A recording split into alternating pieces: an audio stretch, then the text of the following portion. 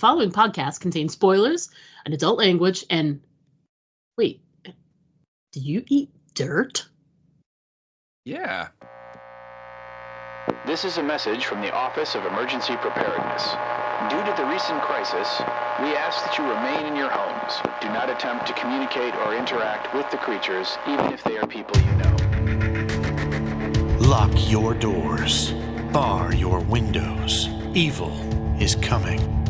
It's time for Aim for the Head, a horror apocalypse entertainment podcast.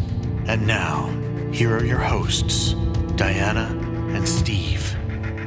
Hey everybody, welcome back to Aim for the Head podcast. I'm Diana. And I'm Dirt Steve. Dirt. Isn't it Steve Dirt? Like Joe Steve. Dirt? No, Steve Dirt. I don't have the mullet to be Joe Dirt. Oh, that's too bad. This week we're going to be covering episode 2 of the fantastic series Three Body Problem. Title of this episode is Red Coast. We are pretty excited to talk about this. You went first last week on our thoughts, which was very bizarre for you. You were very discombobulated to be doing the episode 1. It was upside down. I'm telling you, it was anarchy. It was, dogs and cats living together. Yeah, exactly. And so that means I get to go first. So episode 2, I really like this episode a lot. I feel like it's tough because I'm coming from it. If you guys are just starting your listening with us, you didn't listen to episode 1. I am going week to week and not binging ahead to the next episode. And Steve has already watched the whole series. Yeah. So I can feel like the threads coming together a little bit, where they're sort of in my head. I'm like, hey, is that connected to that other thing? Is this connected to that other thing? And it's starting to slowly take some kind of shape. I mean, right now it's like a 12-sided rhombus, but it's really kind of like it's getting there. It's getting there. I think there are lots of good, like, new information, interesting moments of like characters coming together, and I love that it's continuing in this direction of it's very science-based, but there's some kind of like woo-woo thing going on that's creating all this sort of havoc, because all the scientists are stumped, but they're all heading in like scientific directions. So it's very interesting. And I am excited to watch the next episode. I am, as I said last week, I'm very excited to sort of just like, as soon as I finish posting this podcast episode, I'll probably either watch it tonight, tomorrow night, not sure yet, but I'm right on it really to get to episode 3. So yeah. So how about you? What are your thoughts on episode 3? Episode 2. Episode 3. Let me tell you. No spoilers. La la la la la la la. I don't know. I'm still thrown by the fact that you used the word rhombus, and so I'm trying to get my head around that. But episode 2, again, this show's great, like you said. It's just. So, really, I love watching it. You know what I mean? It's super fun. I like the cast. It looks great, and it moves along at a really nice pace. So all that stuff is wonderful. I always felt, though, after I watched it last summer, and then when I watched it again, just this past week, episode 2 is very much here's a lot of what's going on episode. Right. As much as the first one was kind of like an introduction to mostly just the characters. Yeah, this is more information dump. Yeah. And so you get a lot more of, okay, this is what's going, and it's fine because, you need that. You got to do that to tell your story. And there's still some amazing moments in here too. There's some great comedic moments. There's some really intense, bits, particularly in the 60s, or I guess in the 70s at this point. Yeah. In the flashbacks, I should say, right? With Wenji and what she's doing with the radio telescope. And also you get a lot more into, and I'm using air quotes here, the game, in terms of, what are you doing in the game, and why are you playing it, and what's the goals and all that stuff. And we actually see Jin and a little bit of Jack playing the game a lot more, and so that's really cool. But again, I always felt that this particular episode is it's much more info dumpy, sort of like here's the kind of you've got the characters, now here's a lot more of the situation, and once that we've got these two things established, and then we can just focus more on let's get into the plot and get it going. So yeah, really liked it though. I thought it was a lot of fun. There's some great moments. All right. Before we get into talking about our individual moments that we sort of jotted down to chat with you all about, let's just get a brief description of what we were supposed to expect from episode 2 Red Coast via the episode description. So, Steve, why don't you take care of that, and then we're going to jump right in. Okay. Well, again, this is Three Body Problem, episode 1.2. The title is Red Coast. And our very truncated description is as follows. It says, Augie's countdown jeopardizes her nanotech work. Jin becomes engrossed in an otherworldly VR game. Yi Wenji follows through on a radical idea. And that is your episode description. And it's a little fuller than it was last week, but still, leaves out a lot of stuff, which is, obviously there's nothing spoilery in there and whatever. So, right. Yeah. So let's talk first, writer, director for the episode of episode 2. So let's chat about that. All right. Well, our director for this week is the same as last week. It's this gentleman named Derek Sang. And like I said last week, he's got a ton of creds, but a lot of them are, or I should say all of them, I believe are from his time he spent working in the Hong Kong entertainment industry. So it's a lot of things that look really cool, but I haven't seen any of them. And I just mentioned a couple of them. Okay. Better Days, Soulmate, and Lover's Discourse were like the most recent things that he had done as a director. He also has like 50 acting credits, so clearly the guy's very creative and it's not just doing one thing, he's doing a bunch of stuff. And I believe he is also a producer on this show. So nice. So yeah, that is our director. And then our writer this week is different. If you remember last week, it was kind of like the 3 showrunners. Yes, it was. Yeah, the 2 guys from that the dice game. Whatever that weird. I did a little research on this. Do you realize that that Game of Thrones show that ran 8 years? Yeah, I know. Oh my God, that's crazy. Anyway, it's a long time for a show to run. It is, yeah. But anyway, they wrote the pilot episode or the first episode of the show, and so now this time around.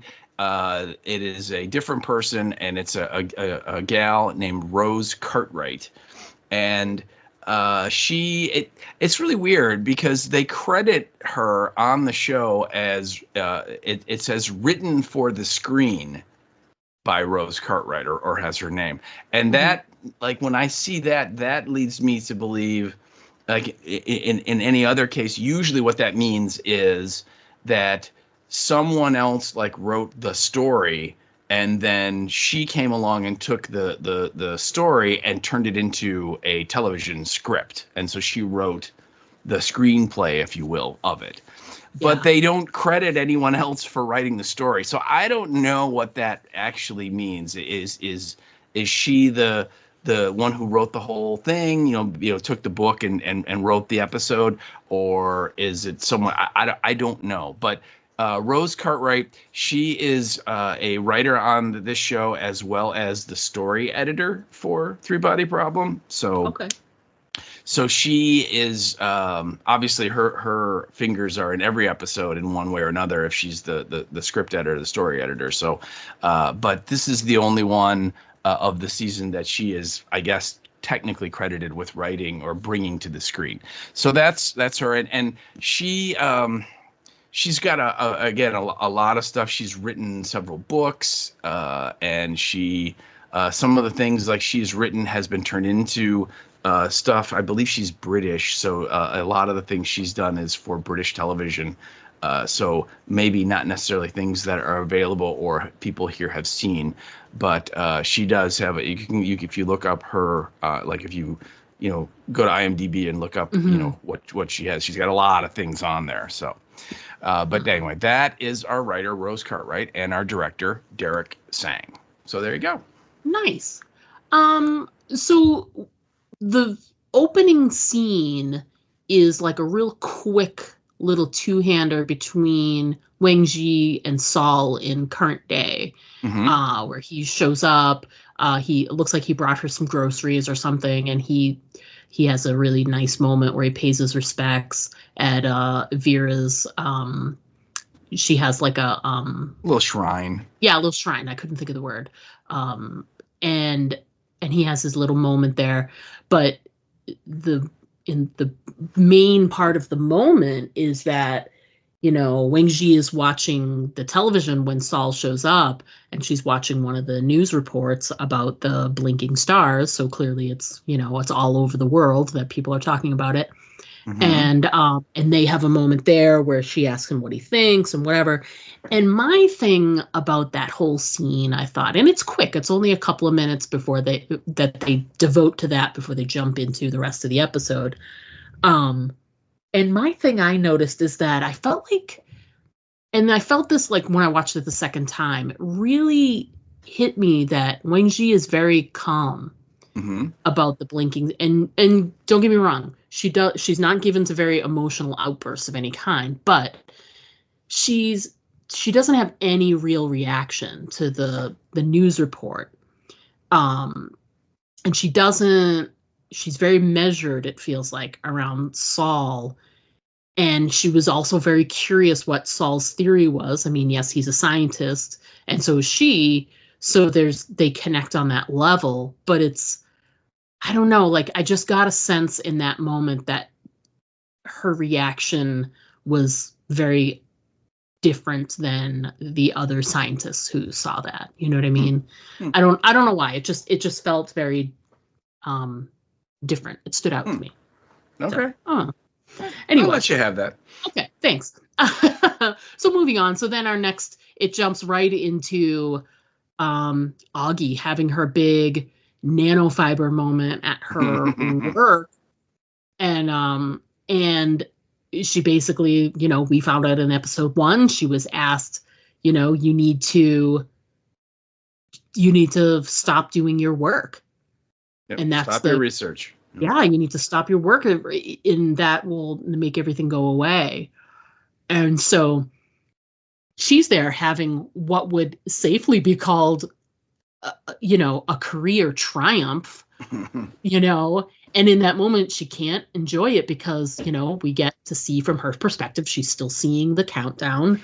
But when she's there, like as soon as she even gets in the office, we see it. And she has 9 minutes left. Yeah, it's like very close to the end, and like Tatiana said last week, just remember nothing bad ever happens at 0, or nothing good ever happens at 0, right? Yeah. I mean, so yeah, she is freaking out, and before she goes in, she's talking on the phone to Jin.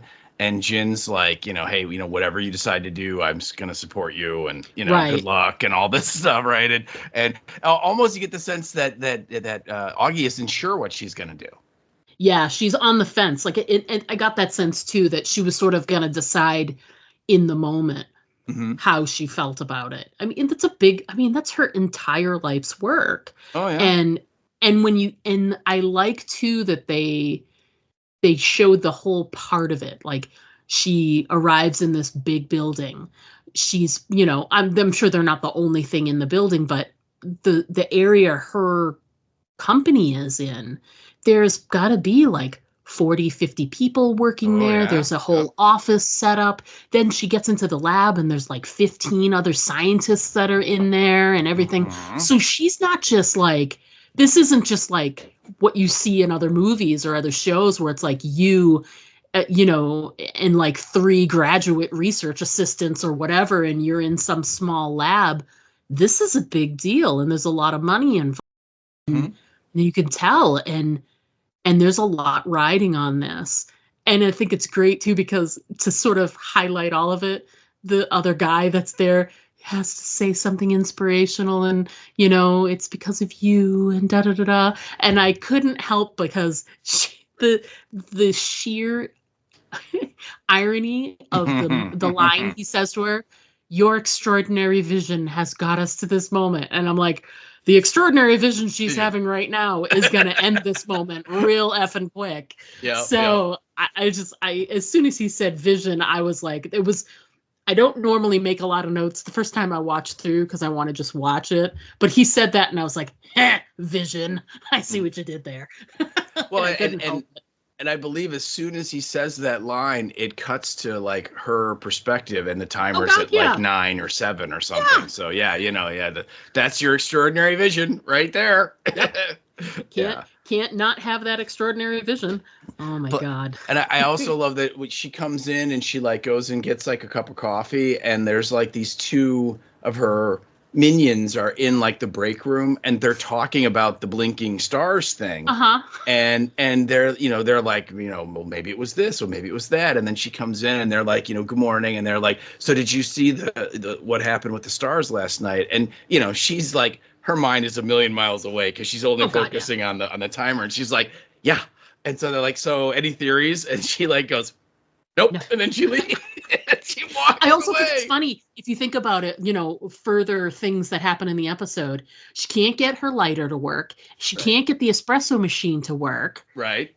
She's having all these issues. And I'm like, I wonder if that's just like, she's that person that like, she puts her hands under the automatic sink and it never works for her, or something like that. Because some people just have that kind of luck. Mm-hmm. But is it something larger that's part of, her, she has some sort of weird electromagnetic force now or something? Who the hell knows? But I just thought that is interesting, that she's having all of these like great personal triumphs that she can't enjoy. And all of the stuff is going terribly. And it's like literally nothing will work for her. I'm surprised she was able to get dressed properly for this whole thing. Like the automatic doors open and let her into the place. Yeah, no kidding. Yeah. So yeah. I also did want to mention the experiment that we see them run. And just make sure that we see what because like it was mentioned last week and a little bit again this week. Like her thing is like these like micro fibers, these like monofilament microfibers that are. I think what does Clarence say, that they're invisible, indestructible, and flexible or something, and it's like an incredible technology. And so we see this experiment they run, and they have it's in the shape of a cube, but it is like a lab made diamond. And diamonds are one of the hardest things to try and get through. Yeah. Right. And so they have that, and literally they have this sort of lattice of this, you can't see them, but it's these little, you assume these little invisible monofilament fiber things, and they like they run this experiment where the cube like moves through these fibers, and you watch it and it nothing changes. It doesn't look any different, right? You don't see it crack or anything. You're just like, and then after the experiment is over, she goes in there and she takes like a pen or something, and she taps the top of this cube, and it like falls apart in these perfectly cut like rectangular smaller cubes. It's freaking unbelievable. It really is. And it's crazy because it's one of those things where if you pay really close attention and you understand even just a scotch of the science that's happening there, and even if you don't, like, I'm not super scientifically minded, but like once you watch it once or twice and you get an idea of what's happening, and then you see that you really can't see it happen, but then you see what it can do, you get an idea of, and if you understand that, they say the thing about the lab created diamonds. So if you understand that diamonds are the hardest thing to cut through, and it happens and you don't see anything happen, you don't see any of those cut lines until she hits it with her pen there. And it's such a great visual thing to see. It was just, it's really, really well done. Well, and, it's incredible. And and even like I said, even for someone who maybe doesn't have a lot of science-y background, you should still be able to understand how cool it is Oh yeah. that this all is happening without any sort of, trace of it happening, Yeah. and get to know what the larger implications could be, like scientifically. Like, imagine having the ability to do something like that without anyone seeing it happen. Yeah. Well, and like you said, like it happened. The experiment runs, and she goes in and she hits it, and it all falls apart. So it like worked, and Right. this is supposed to be like one of the greatest moments of her career, because obviously this is like her baby. She like created these and helped program them and build them and everything, and it worked. And Yeah. everyone's clapping and applauding, and they're all super excited. And I believe at this point the timer's at like 2 minutes, maybe. You know what I mean? And Yeah. and she, and the guy there, the guy that told her what an incredible vision she had. And he's an older gentleman, and you certainly get the sense that he's like one of the senior guys on the project with her. Right. And maybe even like he might be like the guy who like owns the company, and she's, like his, what did she say she was, like the chief technology officer for the company or what, Yeah. So, maybe he's somebody like that, like on the board or something. And he's telling her, oh my God, you did this, and all of these things are now possible because think of all the industries that we could, market this for and sell it to, and it'll be revolutionary and all this stuff. And she just kind of looks up and she's like, shut it down. Yeah. It's over. Yeah. She's like, I'm chief scientific officer and I'm ordering you to shut it down. Development stops. This is over. And then she leaves, and all those people are like, yay, what? I'm sorry, what did you say? I'm sorry, what now? You shut what down? Yeah. Oh yeah. And yeah, so she literally just like leaves the building, and again, it's just you feel terrible for this woman, because again, moment of personal triumph, can't enjoy an ounce of it at all. Oh yeah, not at all. And the only thing she can enjoy is that as she's walking away, you see like she's she can't even focus on anything going on around her. She can't really see, and she's outside her workplace and she's walking, and it's like there's like a minute and something left, and it's clicking down, and then all of a sudden it just disappears. Yeah. And it's gone. And she's just like, I have to have a cigarette right now. Oh yeah. She's big smoker. Yeah. So and also, did you have the closed captioning on? Yes, but what should I have been looking for? What because they make a point of pointing this out, of letting us know whenever we get her POV and we see the countdown, there's like almost like a heartbeat kind of a sound with every second that kicks off. Yeah, they call it like there's like a thrumming. And then when it finally goes away, they give us this caption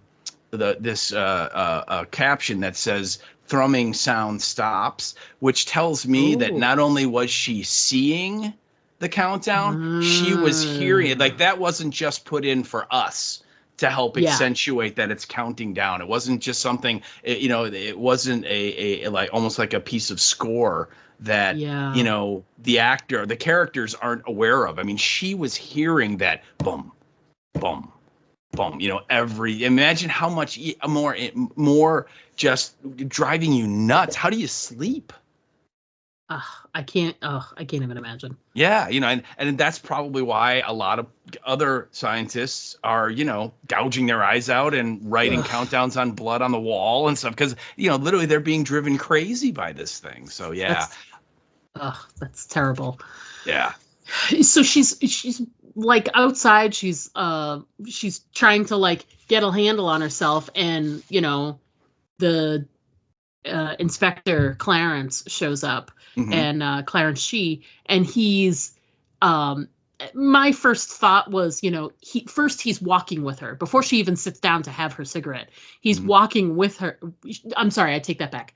She's sitting to do the cigarette, and he tells her, your colleagues are going to be coming soon. You Yeah. probably shouldn't stick around Yeah, here. you probably want to keep moving. Yeah. And she thinks about it and it's like, he's kind of right. So Yeah. she starts walking and he's talking to her. Mhm. And my feeling that I put down was, and it was a little stream of consciousness, but I said, I guess when a strange woman tells you to watch the sky and then the stars flicker, having some random guy approach you on the street that knows your coworkers are going to follow you out, and how would he know that? Mhm. And I guess that's not weird because you've already had weird happen to you. So this guy talking to you is really just like, it's a drop of the bucket. It's like par for the course. Yeah. Yeah. Exactly. She's like not at all the most bizarre thing that's happened to me today. Yeah. On a scale of 1 to 10, sir, you are a negative 12. Right Yeah. now. You don't even register. I'm so sorry. Yeah. Yeah. Yeah. And by the way, last week, when he was up on the roof with his boss, Mhm. and his boss goes, I think Wade is his boss, and he goes, Yep. that Clarence is the enemy, and you were wondering, is that like some famous quote or whatever? And if you look on IMDb, this character, his name is credited as Da Shi, and so I'm like, well, maybe that's like you. I think you said maybe like Clarence is like his Western name Yeah. or something. Yeah. And actually that is correct, because later on there's a scene where he like unlocks his office with like a retinal scan or something, Mhm. and it says right above where Dashi. he stares at it. No, it says Clarence Yeah. Shi.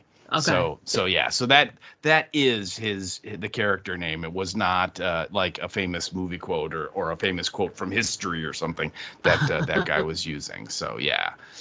So, but anyway, so now he obviously fills her in on a lot of what's going on, with the scientists and stuff. So now again, talk about threads. Now those threads are now a little closer. So Yeah, and I feel like that scene that we have with the two of them at the station is probably one of the most exposition-y moments of the show, of the episode. Him explaining to her a little bit of what he has seen, and it's super cool when they found security camera footage of her like out having her cigarette, and there's nobody, it's just her. And she's like, I swear to God, this crazy woman was there, and she told me all this stuff. And he's like, I believe you. And he's like, watch. He's like, your cigarette's unlit.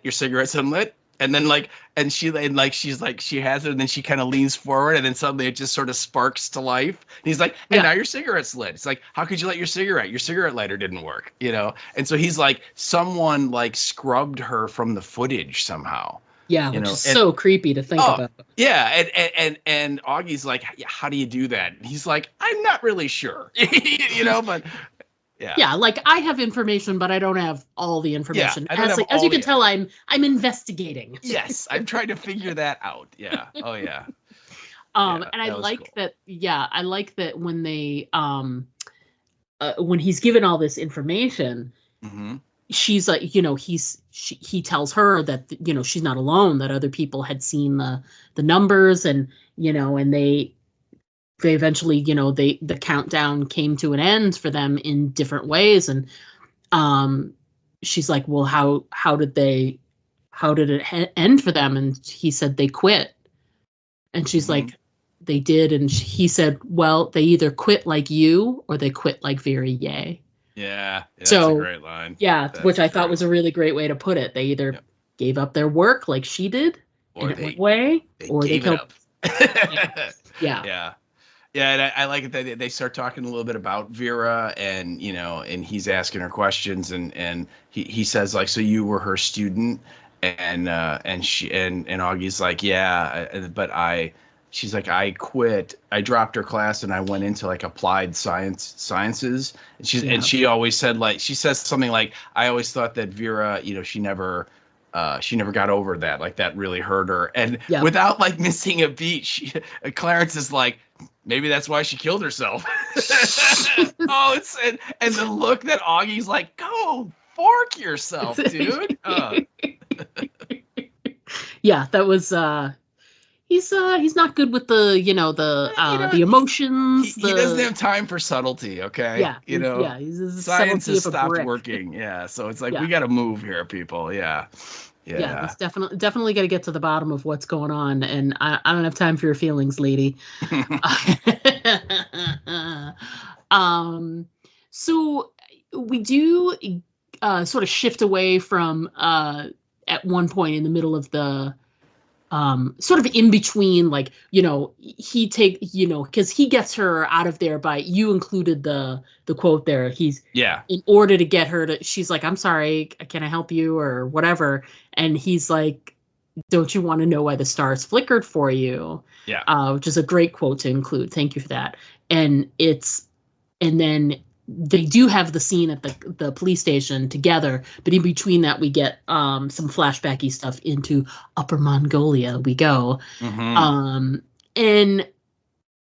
we get some great, more sort of expositional stuff about what's going on in China or Mongolia, sorry, and some of the research they're doing.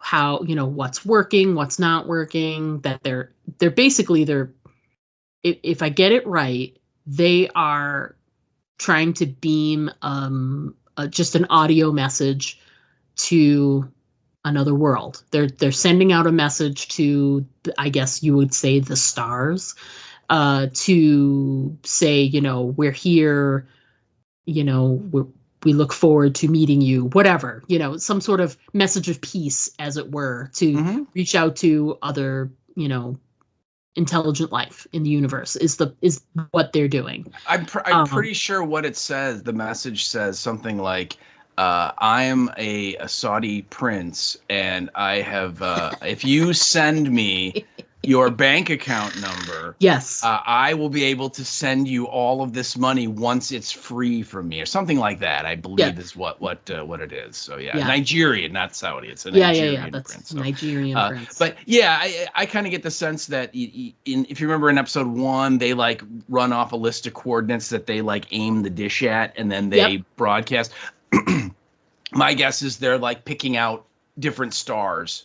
Yes. And each time, and they're like zapping the message, and then, of course, the message is on its way, and how long is it going to take to get there? Is it going to be received? All that stuff. Who knows? But yeah, and as they pointed out, but the Americans are doing it, the Russians are doing it, so it's not like they're the only game in town that is trying to do this. But this is like the Chinese are their attempt to actually make contact with people, even though they have the paradox that she brings up, that Oppenheimer, or I think Fermi, it's the Fermi paradox, that Fermi made devised when they were building the atomic bomb, which is there are like literally potentially hundreds of thousands of planets out there that could be similar to Earth and capable of supporting life. And so most likely there's the odds tell you, the numbers tell you that there should be life out there. And the paradox is, where are they? Right. Why have we not found them? Why have they not gotten in touch with us? Why haven't they shown up? And they don't like us. Well, I mean, I know South Park did this, and that I firmly believe that Earth is just like the universe's reality show. That it's like, this week on Earth, Donnie Trump is back. You know what I mean? And it's just, so you watch it, it's like, and then the wildfires are out of control. And I mean, it's just so people like aliens across the galaxy are like, well, hey man, let's watch Earth this week. It looks like it's gonna be hilarious. Oh my god. I didn't know that. That is hilarious. I like that. Yeah. So it's almost feels like that some of this is and it's interesting if you put into context the I know this is going to sound like a strange connection, but in watching Chernobyl, we learned a lot about communists and how they like the desire that Russia had to be better at something, and also to not look like they were behind. in some area. And in that case, it was about nuclear power, and they didn't want to make it, they wanted to appear strong. So they didn't mention the meltdown at first and all that stuff. So, and you see sort of shades of that in the communist China realm that we're sort of discovering here. And part of it is like it's kind of space racy. Like there was the whole race to get to the moon and who's going to be first and all that other stuff. And obviously Russia beat everybody by going up there first.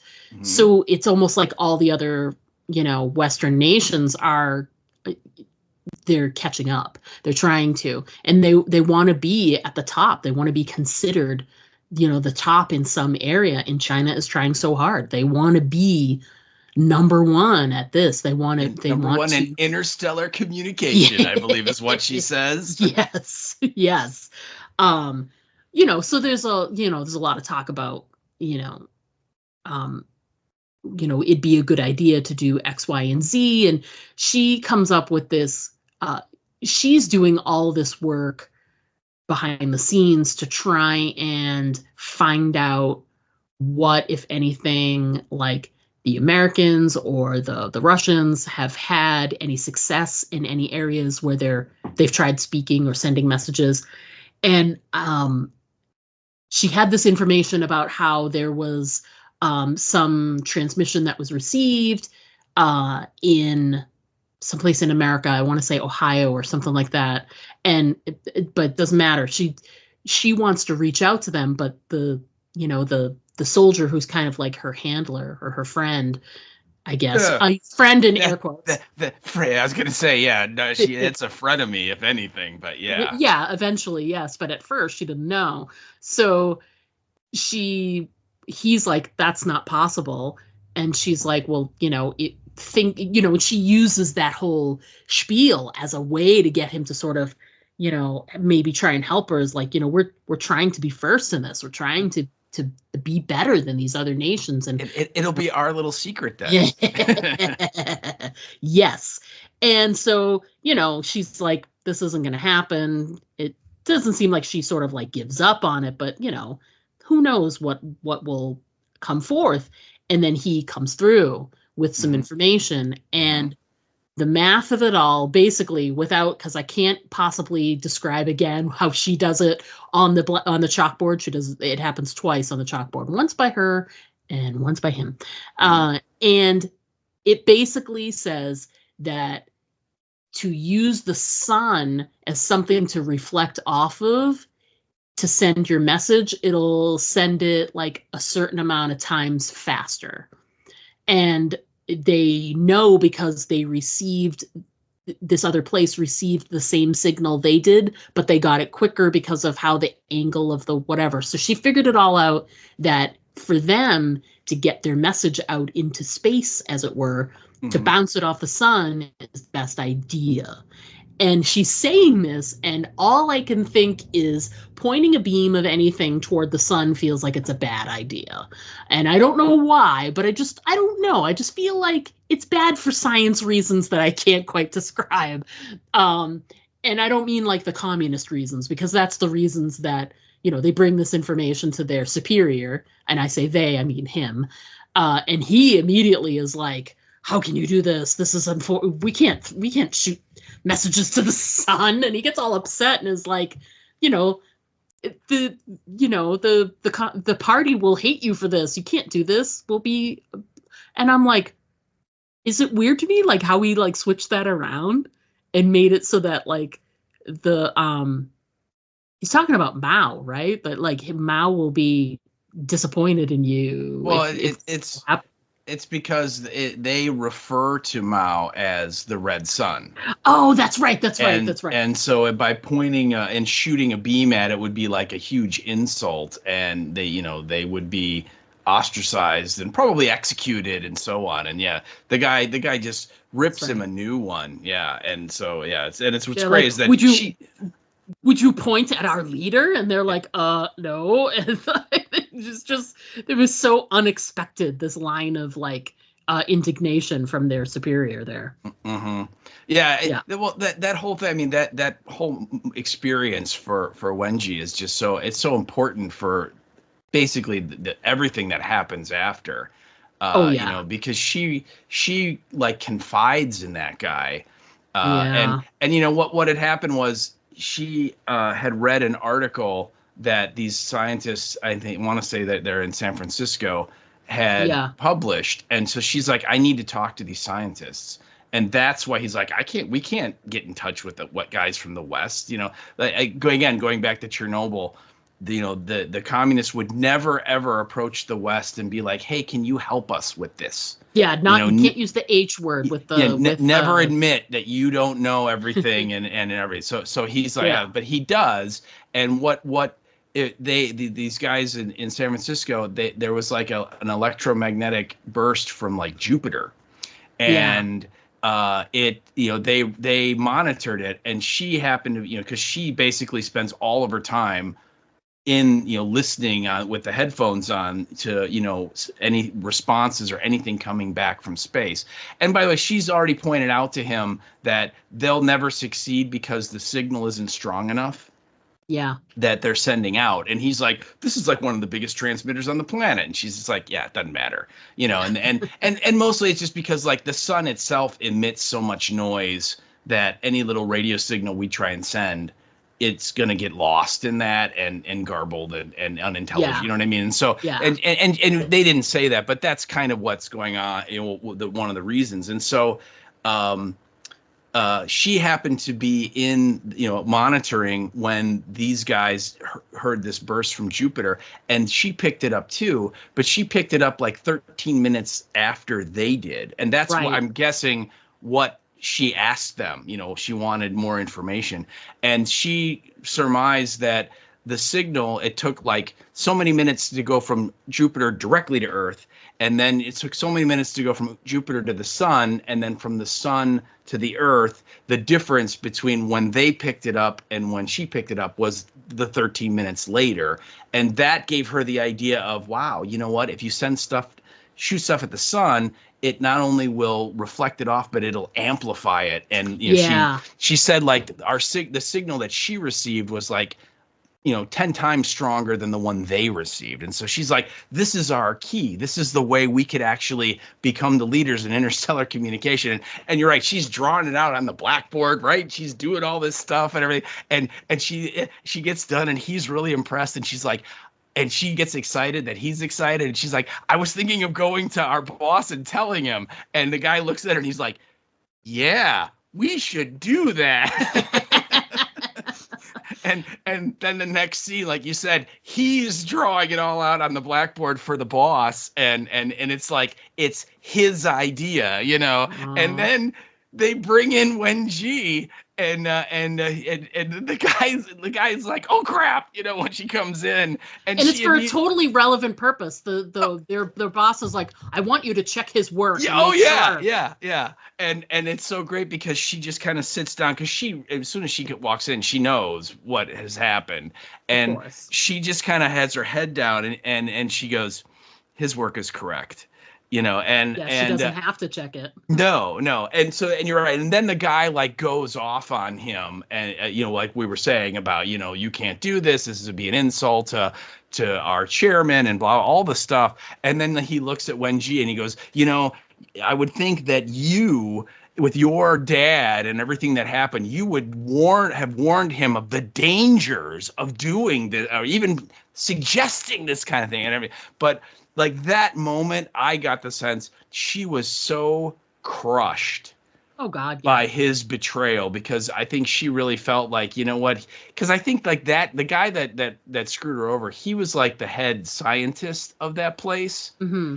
And their boss, the guy that was reaming him, he was like the commander and much more of like the Communist Party guy of that place. Right. And so I think she kind of felt that the tech guy was, kind of a kindred spirit, and they'd been working together for years now, and that they had at least a bit of trust and understanding amongst the two of them. And the fact that he sold her out Yeah. Right. You know, I mean, my note that I wrote down was poor Wenji. As soon as she told that guy that she wanted to tell the boss, it was all bad. Oh God, yeah. You know, and I think that directly influenced her next couple of decisions that we get in the flashbacks of like what she decides to do. You know, sure. and it's just striking out on her own and just be like, you know what? I'm done with you guys. You know, I was done with you guys before, and then I kind of came back in the fold a little bit, doing all the sciencey stuff here. But now I'm done with you guys. Yeah, I'm officially done. Yeah.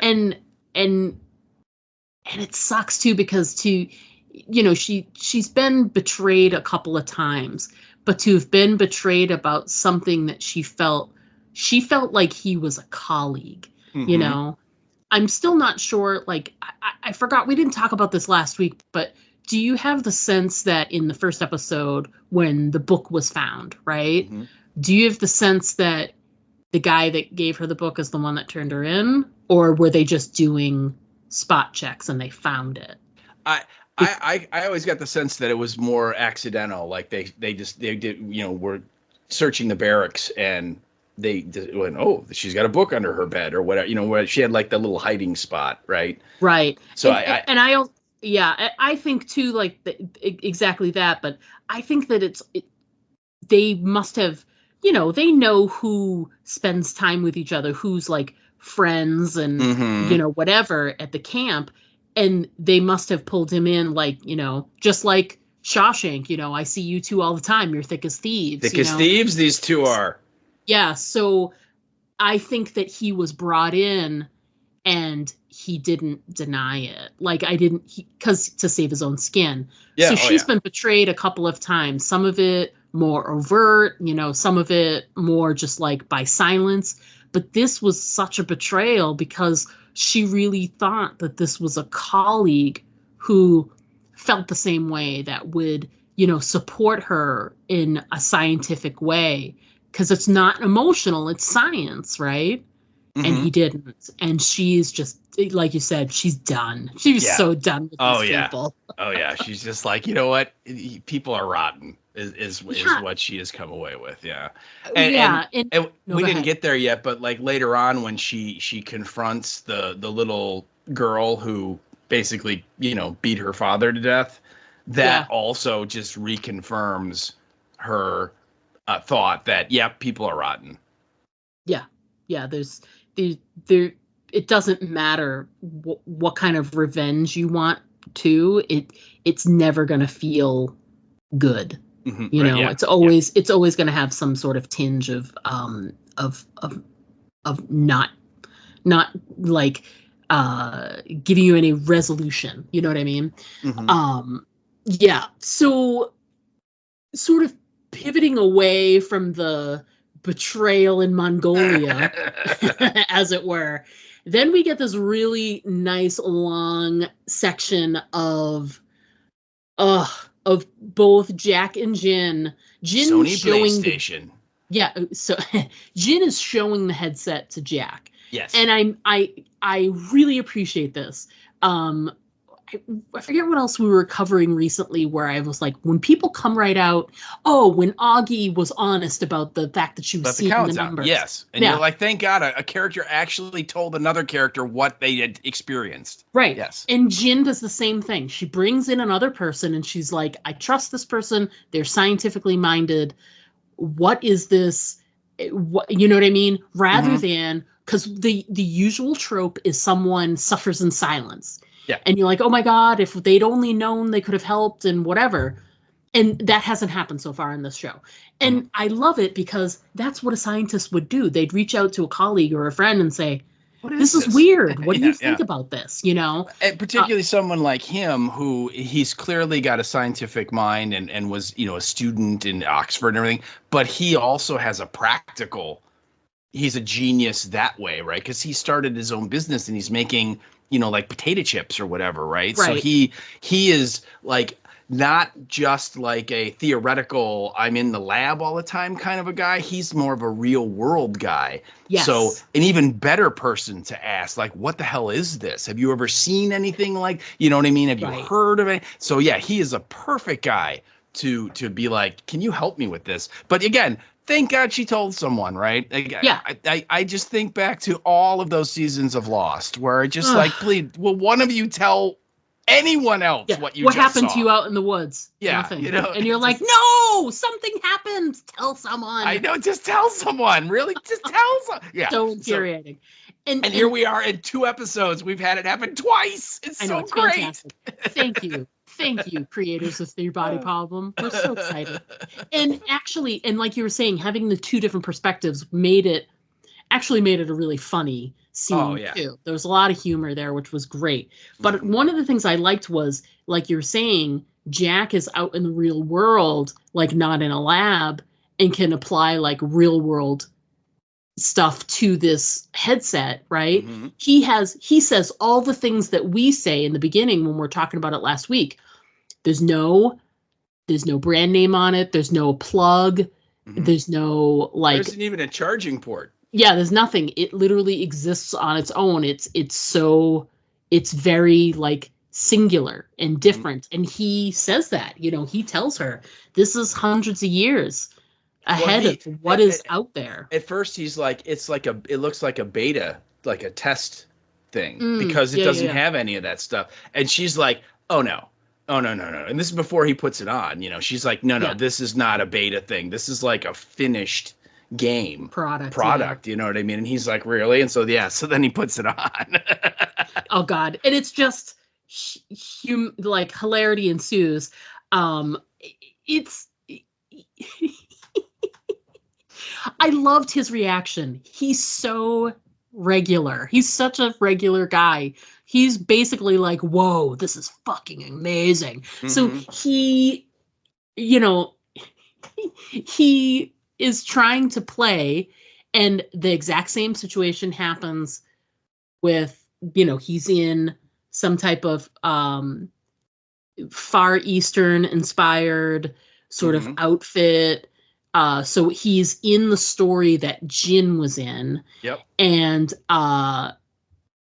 he's about to he's talking to no, he doesn't talk to anyone. He doesn't talk to anybody. I'm sorry. He's testing everything. He like is, smelling the air, and he picks up some of the dirt off the ground and runs it through his hands, and then he takes it a little to his tongue to taste it, and is just sort of like soaking it all in. And he's just like, holy crap, he can't believe how real it all is. And it's the exact same setup that we saw Jin in. He's wearing the same kind of, like you said, outfit, and the same like Eastern temple building is in the distance and all that. And then like out of nowhere, this girl shows up, and she's like, "You are not authorized," and just like cuts his head off with a sword. And he's love it. Ah! Well, it's very specifically though. She says you weren't invited, and then does it. Because later, when he gets his own headset, it says, you've been invited. Yes. And that's very important because it's for him. So then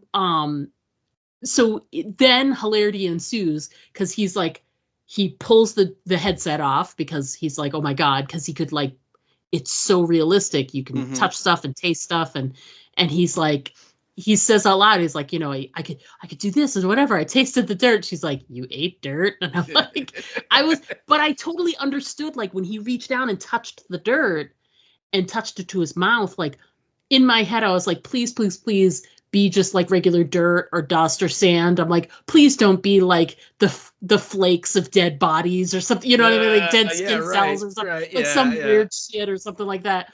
So when he said, I tasted the dirt, I was like, oh God, thank God it's something normal. Right. Yeah. Right. But then it's just progressively, he goes in like 2 or 3 more times thinking, oh no, I can beat this, even though clearly he can't.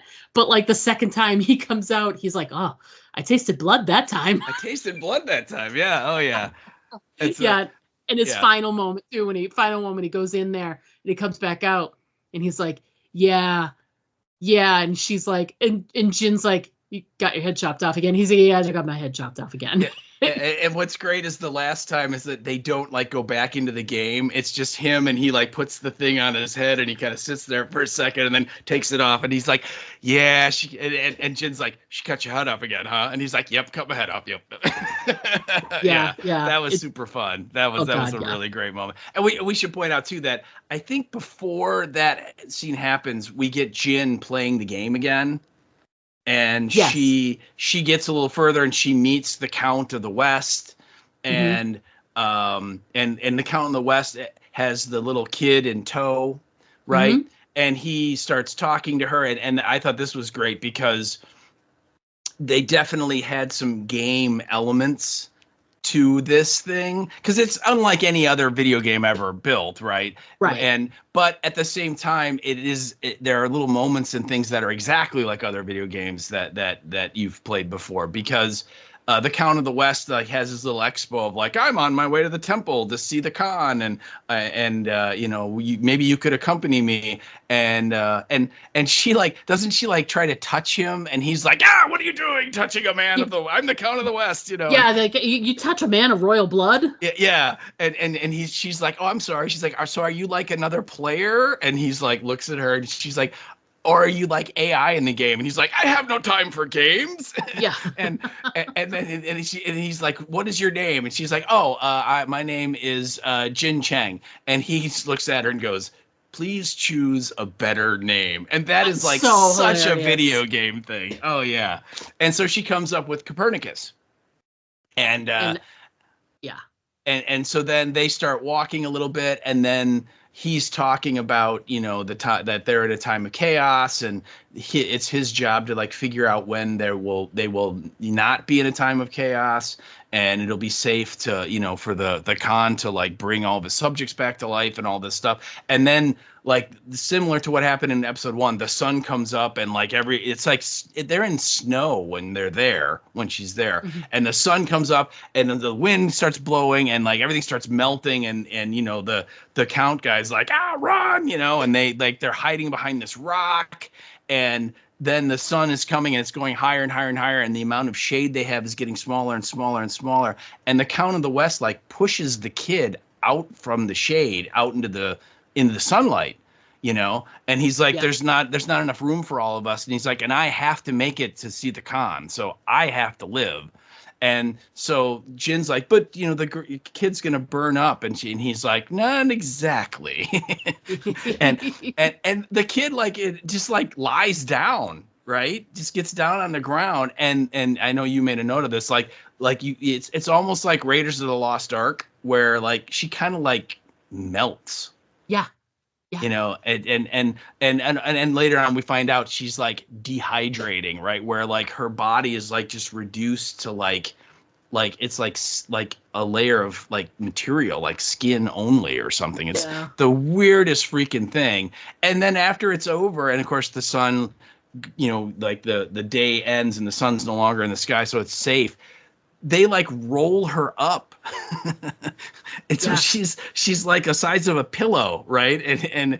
And of course, Jin is like, is she dead? And he's like, no, she's not dead. That we can bring her back, but we can't really do that until we're out of the time of chaos. And so again, we're getting a lot more about the game, and she's telling all that to Jack when he's examining it. And it's so great because he's like, yeah, just so you know, that is not the goal of the game. There's got to be another goal, because no one would make a goal that lame with a game as awesome as this.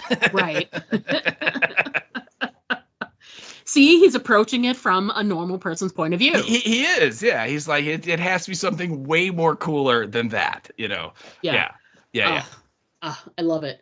And I love the line that is given to her is, your mission is to solve the riddle of this world.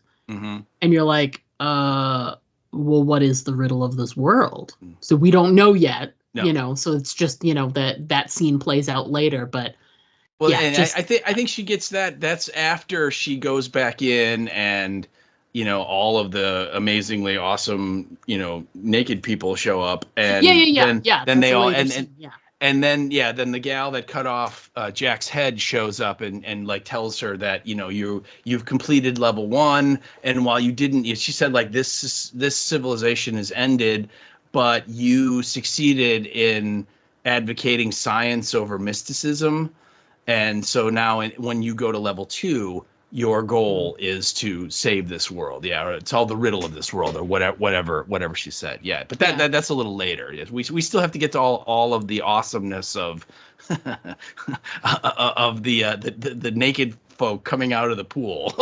yeah, there was a lot there. Oh God, yeah. So yeah, what do we got next? There's this really great scene. You included a quote from that scene where it was really intriguing to me. We've got this scene where Clarence is at the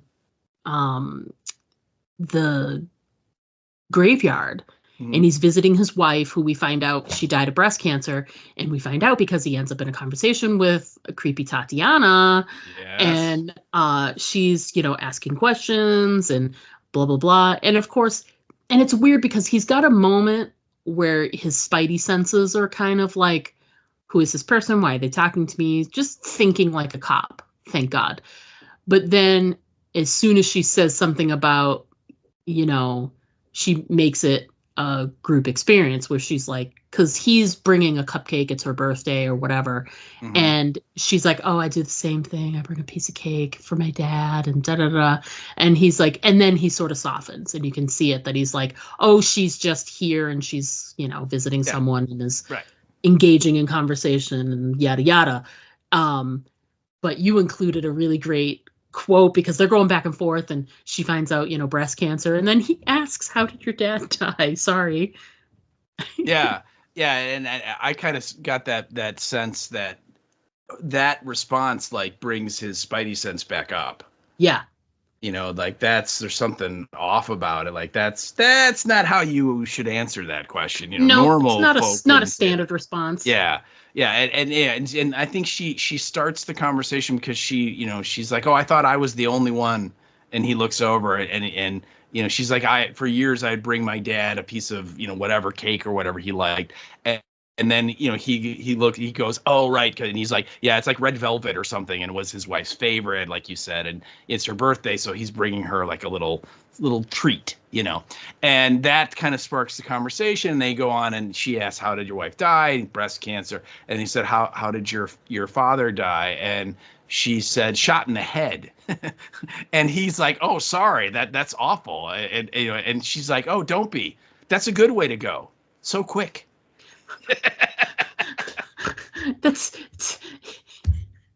It's such a like. First of all, it's very like she's not wrong. That's the thing. Like she's not wrong, but it's such a non-emotional answer. Yeah. To something that's truly horrific. Someone who dies by a gunshot. That's pretty, bad. And I would point out too, she doesn't say that he shot himself in the head.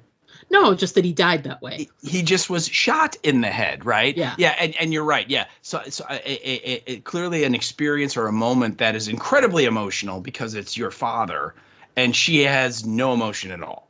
So yeah, that's super weird. And so then he gets, he's like, well, I kind of wasted enough of your time. I better get back to work. So he walks away. And then he kind of is looking back over his shoulder at her, and she's gone. And then we get the shot of the gravestone that she was like standing next to, she kind of intimated was her father. And it's like some woman who like has been dead for 70 years, who died in the 1920s or something. Yeah. I mean, it's clearly not her father, right? Which again, we should have already suspected because she's the weirdo that told Augie about the countdown, so she's clearly up to her eyeballs in whatever's going on here. Yeah, it's interesting because now I'm at that point where I just want to know, because what does she have to do with everything? And what does Wade have to do with everything? You know, the one who is like Clarence's employer there. What does Mike Evans have to do with anything? And we even get a little bit more information about him. We get that great scene where he's there in Mongolia as this like environmentalist trying to it's crazy. And so like learning all of these little threads, and you're like, how did they come together? And I, you know, and Tatiana is one of them. It's like, is she some kind of prophet? Is this, because there seems to be, and you have to pardon me because I don't know, but there seems right now to be there's some God stuff going on too. Like it feels like Tatiana feels like she's almost like a religious messenger. And then you've got like, and that's how she feels to me. And then you've got Mike Evans, who's like this big bad, like, but in the shadows, like person who runs a company or like some shadow company. And then you've got this Wade guy who it seems kind of altruistic, that he's trying to figure out this mystery, but we don't know what his intentions are. He could be just as bad or just as dark and shady as all these other people.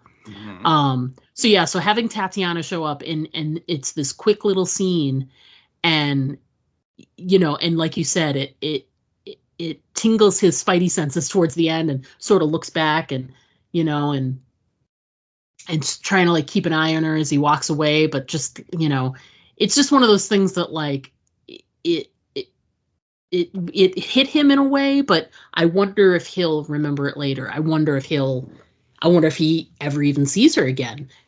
Don't tell me. I overalls. You safe word.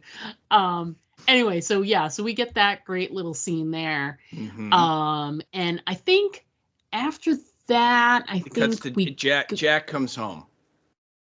Oh, and he's got you've been invited. Yes. And what I think we should point out that like it's not like a regular shipping box. It's like some bizarro looking modular plastic, and it has his name on the top of it, and it's inside his house. And we see him, and he's got like he's like a billionaire guy. His house has like top level security. Yeah. And yet this box is inside his house waiting for him. And and he opens it up, and there, you know, he has his very own headset, and he's just like, ooh, cool. Again, aren't you a little concerned? Wouldn't you be a little, you know, wary that like, you know, somehow they found out where you live and got this thing to you in like a day, and they got it into your house somehow without anyone knowing? No red flags at all? I gave that a little bit of a bit of grace, because I wonder, as a rich person, does Jack have like an assistant who brings his mail and packages in? And so when he comes home, it's pretty normal for him to have like a box on the dining room table and his mail and his, you know, things you need to sign today. You know what I mean? Like that kind of stuff. So I wasn't as, I'm more like, who's opening a box that's not like, it's not addressed to him. It doesn't have his name on the outside. It's just there. Right. You know, that's the part that was unsettling. Not so much that it was already in his house, because I feel like he probably has some kind of framework where mail is delivered. So I was okay with that personally. Okay. That's not the thing that made me go like, what are you doing? But more it was like, I found out I was not invited, and that's sad. But then all of a sudden I'm magically invited. How did this happen? Why is it here? Like, how did they know I played the game? How did it come to me directly? That's the stuff that's unsettling. Right, exactly. You know? It's just like, okay. So again, somehow, you know, just by him putting the headset on, right? Yes. You know, it was able to get all that information and do that. And again, like the next day, I mean, that's like Amazon on steroids, you know, where it like sends it to you without you even asking for it. That's pretty great, you know. And I think we should point out too that when when the two of them, when Jin and Jack are like together and talking about the game, and he, oh, she cut my head off again and stuff, we see that like her phone is like, on the table next to them. And then it cuts to Clarence, and he is like tapped into her phone and is listening to them and recording them and stuff. So he knows that they have a headset and he's got them under surveillance. So that we should also point that out too. Yeah. That's very interesting. So you have to assume, like, does he have all 5 of them under surveillance, I wonder? You would think so. He had the murder board, right? So and he was right there when Augie was like ready to leave work. So he must have her tracking. Right there, he had the security footage of her smoking the cigarette by herself, not by herself. He knew what was going on with her, that she was having the countdown, and I mean all that stuff. So yeah, I certainly get the idea that like you pointed out last week, he did not just come on this case when the guy gouged his eyeballs out. He's been working this for a while. Yeah. Yes, he has. He's like sort of this strange, like he sort of holds all these pieces together. Mm-hmm. So I feel like he's sort of the center of he's got the murder board, but I feel like he's the middle of it because he's the one that's pulling all the little strings in, so he's so vital to the story. So that's why the Tatiana scene really unnerved me. I'm like, no, don't mess with Clarence because he's the one that's getting answers for me. He's the one that's going to save us. If you mess with Clarence, then you're going to mess with the story. So get the hell out of here, Tatiana. Okay. Oh my God. We're only in episode 2. I know.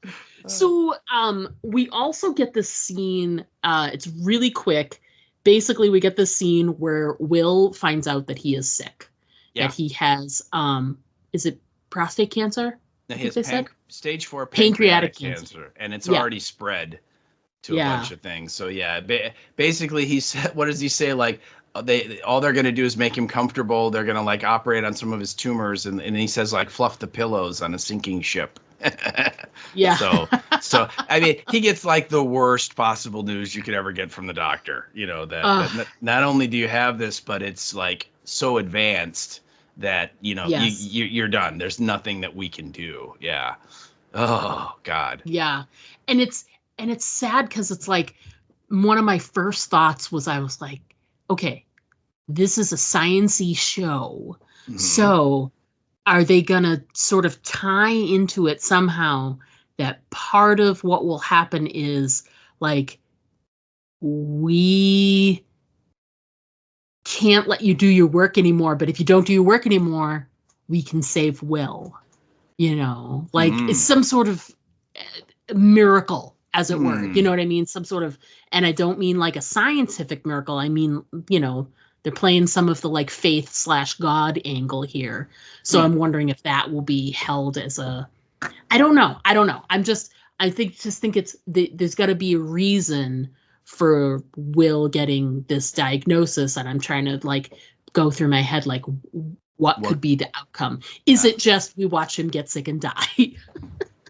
Which is possible. But it's great because he gets this diagnosis and he's hanging out with Jack, and the only thing and they're sitting on this bench, and the only thing Jack can do is talk about playing the game. Yeah. And he's like, oh my God, I played the game, and oh my God, this happened, and whatever. Which, by the way, we hadn't talked about it, but he did punch Sir Thomas More, which was hilarious. Well, yeah, we should say that he puts the headset on, and he kind of has the same game experience that Jin had, except he's like dressed like an English person in like the 17 or 1600s.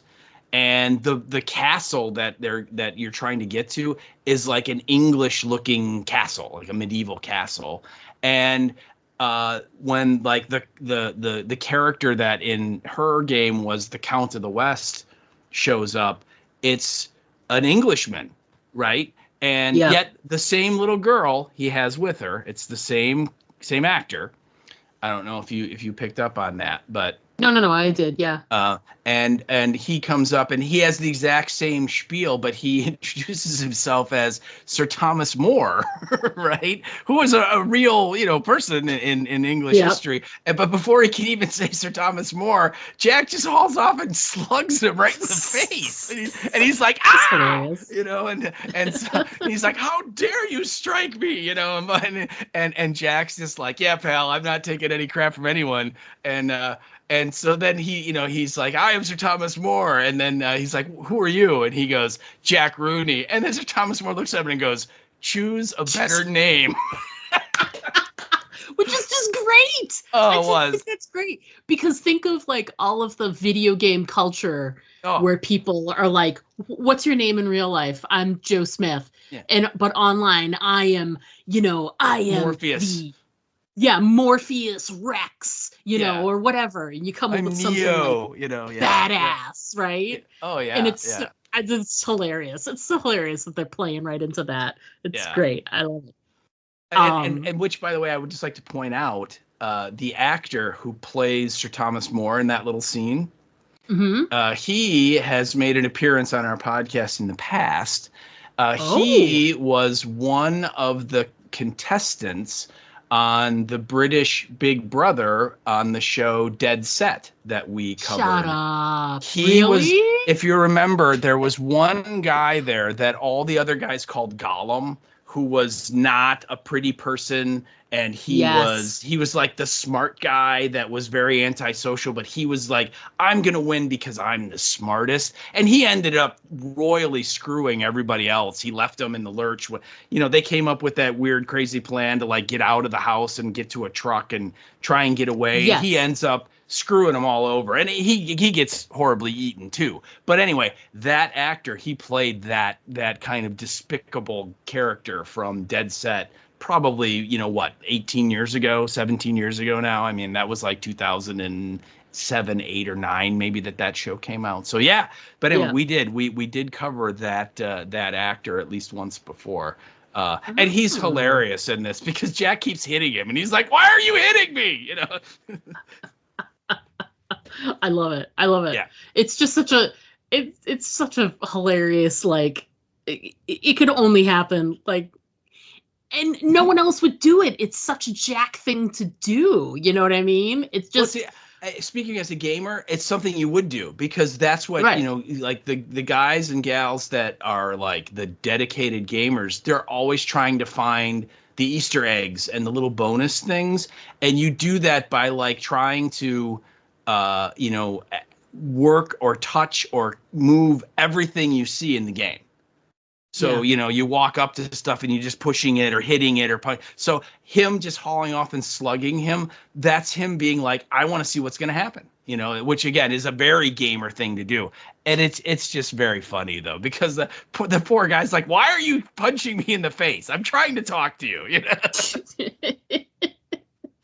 And it's such an opposite. It's just like, Jin started the game and she was like, she was questioning. She's like, oh, is this the, what do we do here? And is that your name and is that the game name? Are you and is this an AI? Or are you just AI? Yeah. Oh yeah. Yeah. So she was like science and asking questions, and Jack was just Jack and just punched the guy in the face. Just be like, and also he's like manipulating everything, right? He picks up the little beetle that is there, and he looks at it up close, and then he blows it off his finger, and then he, like you said, he tastes the dirt, disgusting, and he's doing everything of like, I'm going to experience everything there is to experience in this world to try and unlock any hidden mysteries, missions, whatever, because that's how he knows games, normal games, other games are made and how they work. So yeah, but anyway, so he has that little scene and it's hilarious, and poor Sir Thomas More. But again, exact same setup as Jin, just a different setting. That I kind of got the sense that it's like been tailored to Jack. Right. Yeah. Oh God. Which although did it bother you at all that when he put on the headset that she had, he got kicked out, yet the headset she had was not for her. It was for Vera initially. And yet she didn't have a problem playing it. But I wonder if somehow whoever's running this game, do they know that Vera is no longer a player in real life? So whoever puts the headset on next, they are the player. Maybe. I think it may be that. And I also thought maybe the fact that both Vera and Jin are Asian. And obviously that headset has the Asian kind of, skin set up, right? Yeah. Because, all the characters you encounter are Asian. It has the buildings, the clothing, all that. But I don't know. I'm just real curious. I wondered if that at all, were you like, hey, wait a minute. Why is it that he gets, killed when he tries to put the headset on? Yet she is just, come on in, walk around, look at the naked people, all that stuff. Yeah. Sure, look at the naked people. Speaking of, so finishing off, just finish off the Jack and Will scene. Yeah. You included a really great quote there, because finally he's telling all this stuff about the game and whatever, and Will is just like not into it, and tells him, I'm dying, I've got, he tells him the whole thing, because we know something bad happened, but until he says it all to Jack, we don't know like the details. We just know he got a bad diagnosis. It's pretty obvious, but there's no like words said. And then he finally, shuts Jack up with like, I've got pancreatic cancer. It's stage 4, he says, whatever. And, there's no hope. And he says the whole thing, like you said, like the fluffing the pillows on the ship going down, whatever. and Jack it's really sweet, his response, but it seems like it's very in character for Jack. He's got this really like angry response, like this very like no kind of response. Denial, perhaps? Yeah, denial. It's not just a river in Egypt.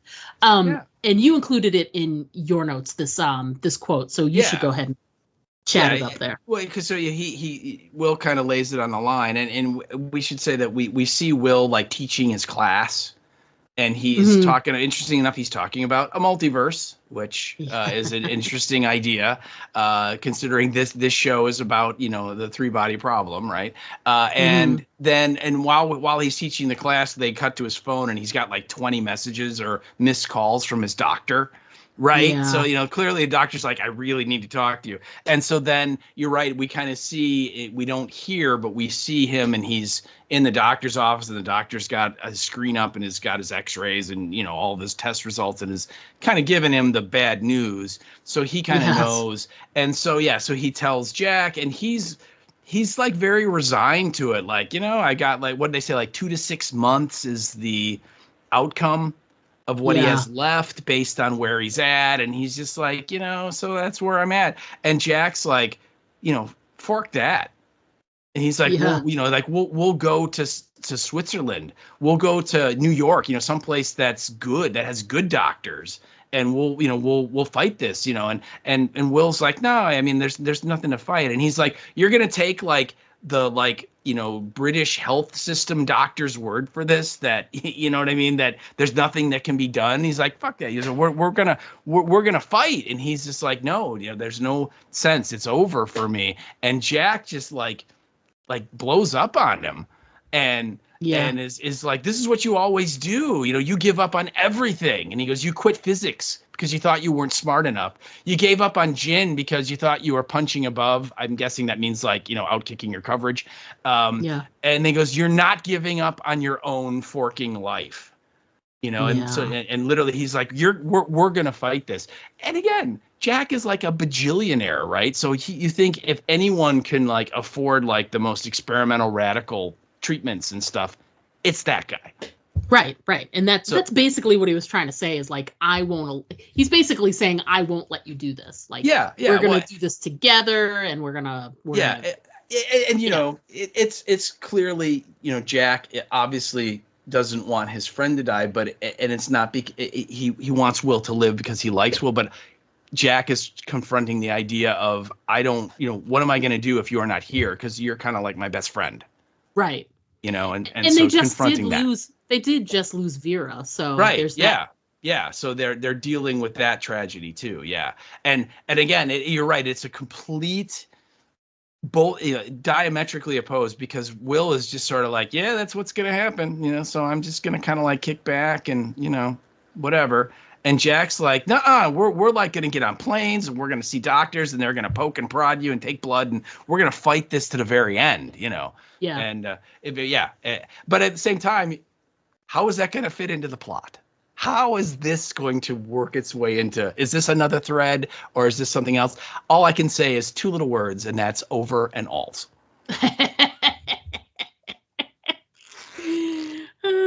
I love it. I love it. I love it. So there's a really great final scene, which is really like it ends like, and you're like, oh my God, I need to watch the next episode. Well, no, we should say there are 2 because we get the right. video game bit first. Correct. So the first thing we get is we get the playing out, like Jin actually playing the game and playing it to a conclusion, I guess you could say. Right, for level 1. Yeah, for level 1, that is. Yes. And oh my God, how crazy was that whole scene was just, it had a very video game feel to it. Like, oh my God. Yeah. And just at the end, like, first of all, throwing all of the dehydrated bodies into the water was so weird, but good. And they all, like, you know, hydrate. They all hydrate, and then they come out, and I was like, okay, so the little girl, her clothes were a part of her. She kept her clothes. Yes, all of the adults completely in the buff. All the adults, when they melted, their clothes melted as well. They were rolled up, and no clothes were included. I don't know why, but for some reason, for the adults, it just was a really good excuse for us to see a lot of boobs and a lot of wang is basically what happened. Yeah, there's a lot of naked people in that scene. Yes, there are. But kind of brought you back to Game of Thrones, didn't it? It really did. It really, really did. I was like, oh, now this feels like a Benioff and Weiss show. Thank you.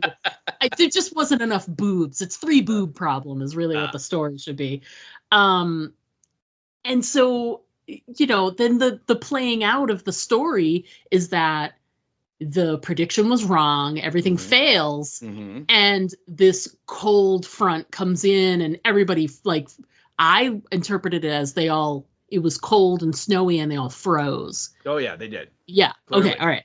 Yeah. So, you know, there's this great scene where there's a prediction and they say this is going to come true, and I love it. Like, we need to wait, like, what was it, 8 more days or something like that? 8 days, yes. And when they're like, put your hand on the floor, it makes time go quicker. And I was like, of course it does. Why wouldn't it? Again, very video game thing. Oh God, yeah. Very video game thing where, you know, he has this dramatic speech of, you know, in 8 days the time of chaos will end, and what did he say, like 63 years of peace, and it'll be a golden age, and it'll be warm, and it'll be like, you know, your empire will thrive and flourish in 8 days. And then they open up the roof and they're looking up, and then nothing happens, and then the guy looks over at her and he's like, 8 days. And then she's like, not what? She's like, I don't know. And then he's like, if you put your hand on the floor, time will pass quickly. It's just like, yep, that's a video game. That is totally like a little gamer's cheat note, you know? Yeah. And so she does. She puts her hand on the floor, and you see the sun go, you know, and the days all shoot by and everything. Yeah. And we should point out that, you know, he takes like 1 million sticks, and he builds this like weird, like circular pattern thing. And he's like, I've like decoded the universe with this, and it told me the answer of when the time of chaos is going to end. And she's like, oh yeah, that's totally not going to work. And the Emperor's like, I'm sorry, what? Yeah. and she's like, well, you know, that's like mysticism, you know, but that's not really physical science. And he's like, physical science? And she's like, yeah, there's no scientific evidence behind it at all to prove that it's correct. And he's like, what do you mean? He's like how we observe the world. And I thought it was really interesting that he goes, which world? Which I thought was a real interesting, because again, the name of the show is 3 Body Problem.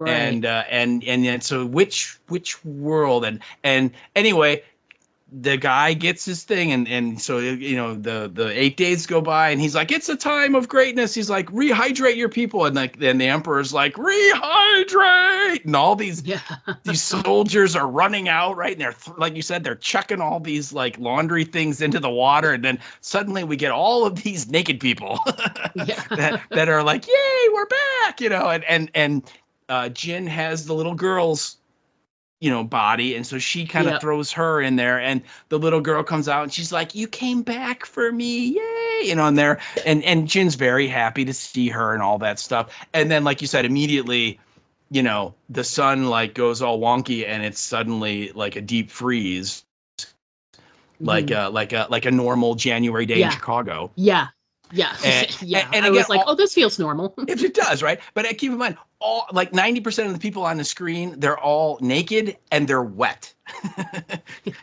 so and suddenly it's like 20 below zero, so it's like not conducive at all. And they're all trying, and like the snow's blowing, and it's this massive crowd of people trying to figure out where to go. And Jin's on one side of them and the little girl's on the other, and the little girl's like, help me, Copernicus, help. And she's trying to fight her way through this crowd, and she finally gets up to her, and just as she comes up to her, the little girl like freezes solid, because when Jin touches her, like her arm like cracks off in her hand, and then like she just like breaks into like almost like liquid nitrogen. When something like, you put a flour in liquid nitrogen and then you can smash it on the table and it breaks. That's what happens to the little kid. And Jin is just like horrified. And it's at that point then that the samurai woman shows up and she says, you've completed level 1. And while you didn't save this world, you did. I don't know what I said it before, like you prove that science is more important than mysticism. And then said, once you go on to level 2, now you have to find a way to solve the riddle of the world, or whatever she says. And so you get the sense that, okay, Jin has completed the first level of this video game. Yeah. And I like how it's like, science didn't help here, but it's supposed to in the next level. Right. So that's an important thing is, I think it's interesting, like, would that drive someone who's scientific mad, like, to never be able to solve the problem in the first level? Because it feels like you can't. It feels like it's set up as it's like a demo. It's like showing you like what's going to happen, and then in the first one you just kind of watch. Right. And you can't really affect stuff. And I've played lots of games that do that. And then once you complete that first one, then it like, okay, you know what? Now the training wheels are off and now you can interact and change things. Good luck. It's like, and also I should point out that when Jack and Will are on the bench at the very beginning, Jack is relating his gaming experiences. And he basically says the exact same thing happened in his version, that Sir Thomas More said that it was going to be a golden age, and they rehydrated everybody, and then they all died. So, So yeah, it's very much like it's like pre-programmed that this is going to happen on level 1, but that's not the main goal. The main goal isn't to win the game on level 1. The main goal on level 1 is probably like to figure out like what the goal is in the game, so that once you go to level 2, you can start to try and do it. Yeah, exactly. I can't wait to see level 2 though. I know. It's going to be very interesting. Overalls. What'd you say? Overalls. So so the final scene is, we had the previous scene where we know that, Wangji, she sent the message via the sun. She sent the message via the sun. Sounds like the most crazy thing you could ever say. Yeah, but she secretly realigns the dish. The satellite, and did it without telling anyone. And we should also say too that before we go back to Mongolia, there is a scene with Clarence and Wade in Wade's office where he's like, Clarence, I got a complaint about you. someone said you were smoking in your office. And he's like, what'd you do? He's like, I fired the guy that made the complaint on you. He's like, because if he's worrying about you, he's not worrying about our enemy, like the whatever's, the blinking stars people.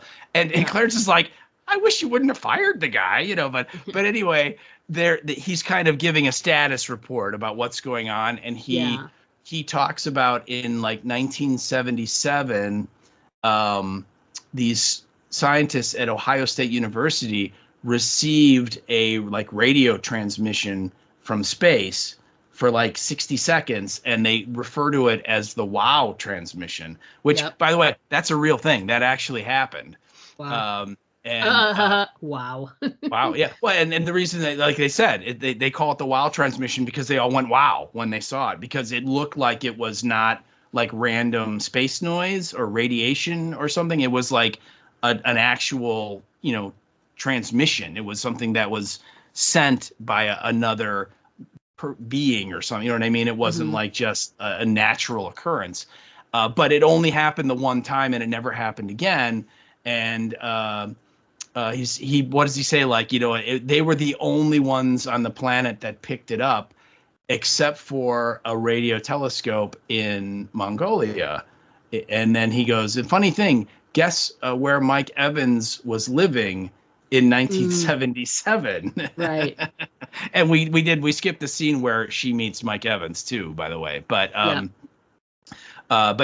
so it cuts back to her, and so she's I'll let you take over, because I know this scene is you love this scene, so go ahead. Oh yeah. So we already know that she's repositioned the satellite. She sent it to a different place, and there's like a spit out of there's a message that pops up on the screen, and it's in Chinese characters, but thankfully, thank you, closed captioning. Closed captioning, yes. For telling us what's being said. And it said, like, when it comes up, it says, do not answer, do not answer, do not answer.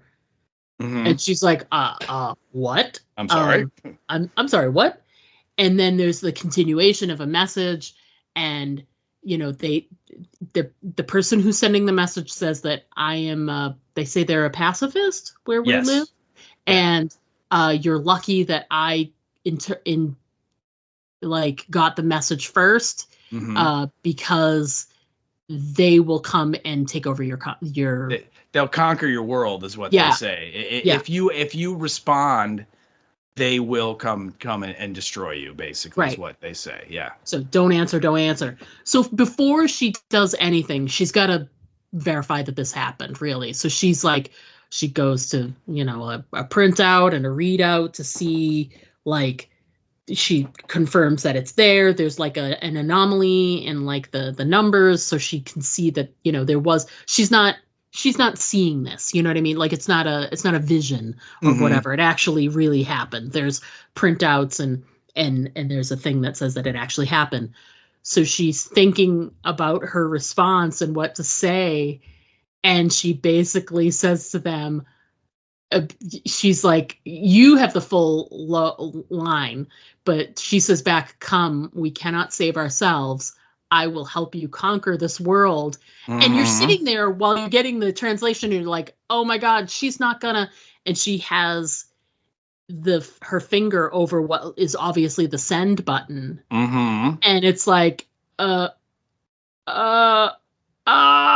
she send, and it's gone. And you're like, oh my God, she just told someone out in space that come get us. Come and take our world away, pretty much. Come and get us. Yeah, exactly. And then after she hits send, it like literally it cuts to black, and it's the end of the episode. Yes. So, and again, we should say also, I think one of the reasons that colored her decision is her and the tech guy that screwed her over on the aim the radio telescope at the sun, and they go out into the valley because they're looking for a place to like build a new lab, and they're in this valley, and like there are all these like little baby trees that are there, and they're all like like 2-3 feet high, and there's this like little dilapidated hut there, and this guy is living there, and it's this American guy, the young guy in like his 20s, and a good looking dude, right? And it's Mike Evans. It's the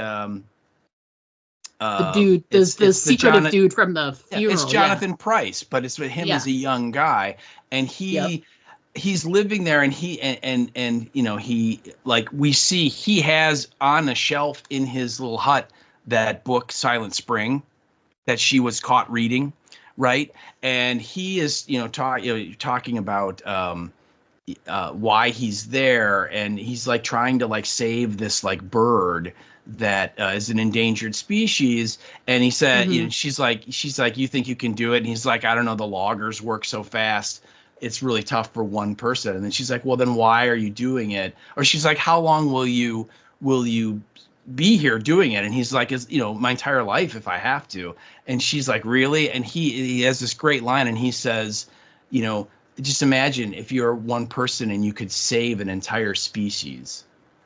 And that, again, based on what we see at the end, I think that line really resonates with her. And then they are going to leave, and she kind of stays behind, and she says something like, no one is in this alone. And I think it's a line from Silent Spring, but it's like a way for her to like let him know that like she is very sympathetic to what he's trying to do and agrees with him. And I think that that scene had a lot to do with why she hit the send button, because I think, it really colored her view. And she also, because like they're going to build the lab like right where he is, right where his stuff is. And so she basically tells him when she leaves, like, she's like, I will try to get them to not build the lab here, but I don't have a lot of pull. I'm not very important person here, but I will do everything I can. And so again, they're kind of almost like kindred spirits, I think, in a way, right? That they both have this similar viewpoints and everything. But yeah, I really felt that when she is getting that transmission, and basically it's saying, if you answer this, it's going to be the end of your civilization. And based on everything she went through, in her mind, having someone not human come over and take over control for us would be saving us. And so that's why she did, based on all of her experiences with her father, with the guy stealing her idea, with the journalist guy not defending her when she got caught with the book.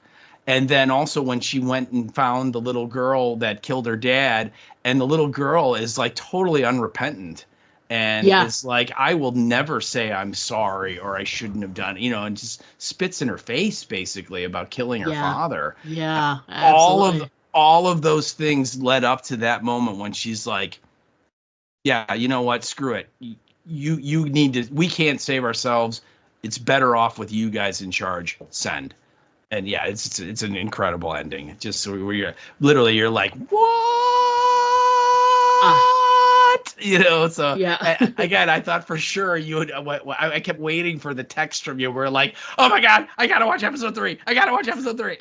It was hilarious because you literally were like, have you watched it yet? And I was like, yeah, a little bit ago. Yeah. And that's all I said. That's all you said. I know. Sorry, I was distracted by football this weekend. I think actually you texted, do not answer. Yeah. And you said, I watched it a while ago. So I'm like, okay, but yeah.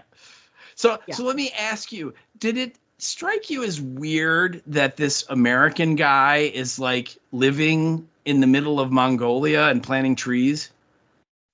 Let me tell you, no, it wouldn't have seemed weird if we didn't get the vision of what he is now.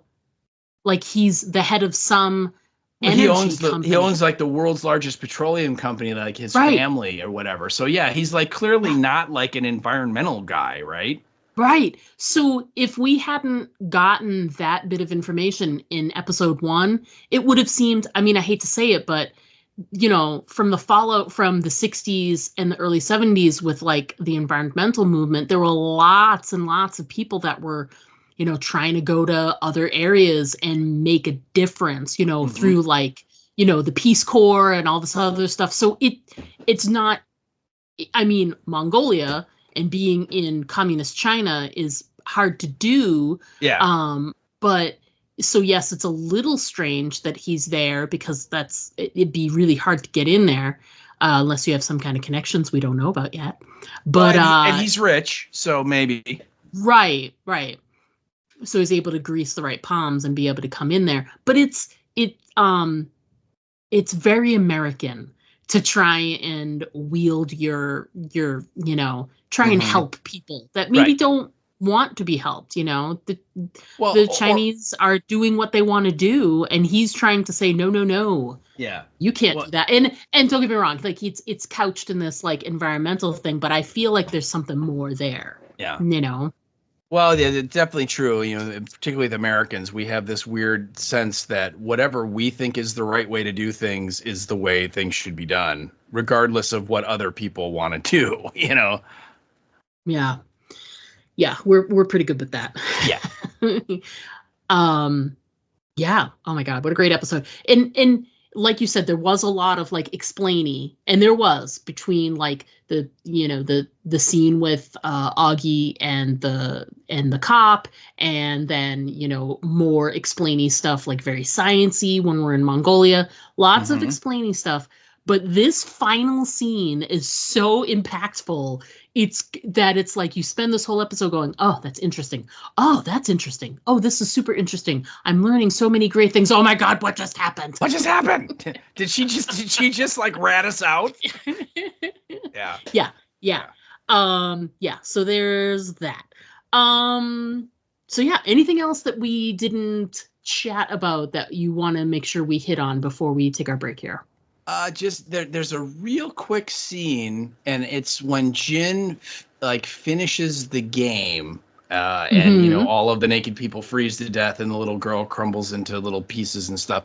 We get a shot of someone. We don't see who, and they're like looking at they've got like the wall of monitors, and it's clear that like they're watching people playing the game, because we see like some of Jin's scenes on some of the monitors. So and again, we they don't show who it is. It's a real quick shot, but it just kind of lets us know that somewhere out there someone is like monitoring what's going on with the game. So yeah, I thought that was kind of interesting. And whether they are playing a part in the game itself, or if they're just observing, we don't know yet. We just all we've seen is the observation part of it, so we don't. There's no answers to that question yet. Overalls. Do not overall. That's what it is. Yeah. All right. So that's gonna do it for our first portion of the episode. We're gonna take a quick break. We're gonna come back. We're gonna discuss our listener feedback that we received, and we're also gonna talk about what's coming up next on the podcast. So everyone stick around, because we'll be right back. Now there's about 20 of them out there. What will we do? Don't worry, we're safe in here. They'll never get in. Why is it that in every zombie story, people always think that their safe haven is invulnerable? I know. It's like, hello, the walkers are totally going to get in. You better get ready for it. No! Diane, get behind me. No, it's not stopping. Do something, Jack! And another thing, how come nobody in a zombie story has ever seen a zombie story? Do you know how much time in human life would be saved if just one person in the group was up on the genre? What do we do? Aim for the head. What? Aim for the head. You heard them. Aim for the head. Quick, Diane, I think we should try and fix the barricades. I think we should listen to them. Now, that's the first good idea they've had all episode. I still don't think they're gonna make it. Aim for the Head, a horror apocalypse entertainment podcast. Join hosts Diana and Steve as they recap and discuss the best of horror, sci-fi, fantasy, and apocalyptic entertainment. Aim for the Head, available wherever you listen to podcasts. Find us on Instagram and Blue Sky. Hey there, this is Greg Nicotero, and you're listening to Aim for the Head podcast with Diana and Steve. And don't forget to always aim for the head, because body shots, they really just don't work. Hello, everybody. We are back. We are going to jump right into our listener feedback that we got for this week's episode, and then just chat a little bit about what's coming up next on the podcast. So we flipped a coin before we got started, and I'm going to go first. All right. All right. So first up for our feedback, which we're so excited to receive, and hope we receive more as we go through the weeks here. But our tried and true, Erica Price, gave us some feedback. Thank you, Erica. Making a push to become that number one fan. I know. We might need to. Just maybe etch something different on the crown. I'm thinking it's possible. Yeah. That's what we gotta do it. All right. Anyway, sorry. Erica wrote in via the Facebook, and she said, I like Saul's deep fake theory on why the stars winked out, which we didn't really talk about, but that was his theory, is that the whole thing was a deep fake. It was bullshit. Yeah. He basically said, like, none of the satellites, none of the telescopes that we have picked it up. They didn't see it. Just people on Earth did. And so his thought is, clearly it's something that's, we're being manipulated. And I think he said that to Wen-Ji, when he brought the groceries over at the very beginning. Yes. Yeah. And then later on, he's talking to those two girls. And I thought it was interesting, just a side note, that he basically says that if something ever happens that goes against the science, it means one of two things. Either one, the science is wrong, or it's a con. Yeah. So that's interesting. Yeah. Yeah. Oh, okay. So deep fakes. Okay. So she continues on and says this Chinese military belief that aiming their transmission at the sun is somehow a transgression against their leader is hilarious. It was. Surprising too. It's just so out of some weird left field. Mm-hmm. I can't imagine trying to do any meaningful science while under this type of oppression. Yeah. That must be tough when there's an oppressive group of people in power and they don't believe in any kind of science.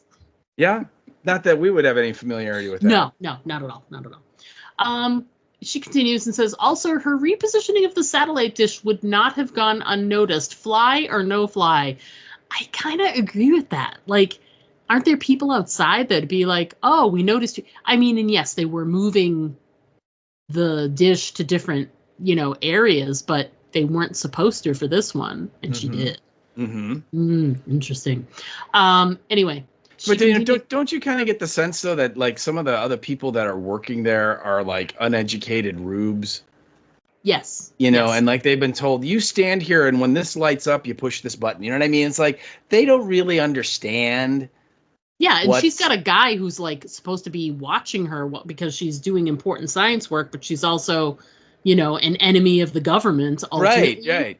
And he's sleeping on the job. Yeah, I mean, he's not totally because she's been doing it for years and years and years, and nothing's ever she's never done anything weird or incorrect or whatever. So they're just kind of whatever. But I agree. You would think that if she turns the dish that far, that someone outside would be like, hey, why is the dish moving that much? But whatever, it's a TV show. Yeah, absolutely. She continues and says, the way they used the moving walkway to convey Will's life standing still after his cancer diagnosis was powerful. Yes, that was fantastic imagery. Yep. Jin's gameplay here is a bit long, in my opinion. These scenes could have been shortened. We do get the reveal of the show title, though, Three Body Problem, which is represented here by the 3 stars. Who is this mysterious character evidently monitoring the game players, which we just discussed? So we don't know, Erica. We don't know unless it's in situation overalls. Overalls. Yeah, I like that too. That we didn't talk about in the it was in the opening credits that the title sequence that we do get the title of the show, the 3 body problem, but there's also the stars, and it's it looks like 3 planetary bodies aligning and everything. So it's interesting that they starting to call it what it is. Mhm. 3-body Yeah. problem. Absolutely. Thanks for all of your feedback, Erica. Good thoughts, funny thoughts. And we look forward to receiving more next week for episode 3. So I know. dig Keep 'em into coming. episode 3 and jot down any thoughts you have. And we look forward to hearing from you. Thanks again for writing in. Keep them coming. We love it. Yeah, we love it. We absolutely. love it. So, unlike the show, we will never say "do not answer," "do not answer," "do not Yes. answer." So Please always answer. that's right. So please conquer us because we can't save ourselves. All right. So moving along, our next piece of feedback comes from a gentleman by the name of Joe Griffin. Hello, Joe. Hello there, sir. Joe Joe Griffin, the voice of Aim for the Head podcast. That's right, our announcer voice, and he had sent, if you remember, sent some thoughts in on like favorite stuff from 2024, and I believe he put 3-Body Problem as one of his favorite television shows back in the day. And so, I know we kind of chastised him a little bit that he was not providing feedback, Mm-hmm. and But look what happened. I used the pressure of social media shame to get feedback, and I'm not gonna lie, people, it worked. It did work. So yes, it's pretty cool. So Joe did. He wrote it via the Facebook, and it's sort of like a bunch of like thoughts. It's like a statement. So he starts out and he says, "Creepy graveyard woman is creepy." Yep. And, yes, Tatiana. There's something about her performance, the way she is doing it, that is definitely unsettling. Right? It's just you're like something's off with her. Yeah. Like you said, Spidey sense goes up when she's around because that ain't right. Just something, whatever. It's I totally agree with Joe on that. That yes, she definitely is creepy. And then he goes, so the VR headsets are individually programmed and invite protected. Fascinating. Yes, it is. Although my question is, why is it that Jin can use Vera's? Yeah. I don't understand. And again, that might be something that maybe in the book they explain it and they just, didn't have time to do it here. I don't know. But that is definitely a question mark for me. Yes.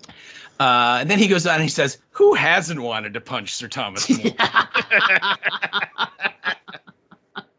That's a very open-ended question. I don't know. I mean, I've never personally thought about it, but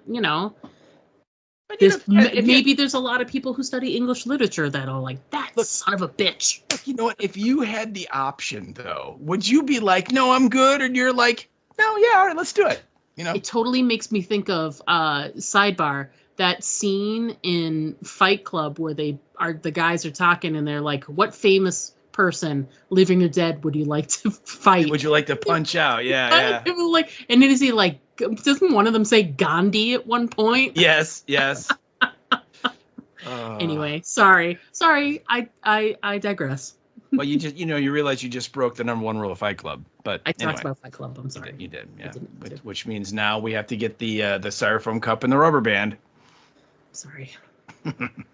Anyway, he goes on to say, Jin learned the hard way that if you let an NPC solve the level isn't really solved.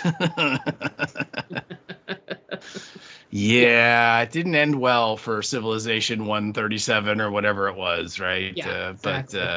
But very, very funny. And then he goes on to say, and now we know someone is watching the game. Interesting that both of our listener feedbacks point that out. Uh-huh. Wonder what that means. Overalls. Yeah.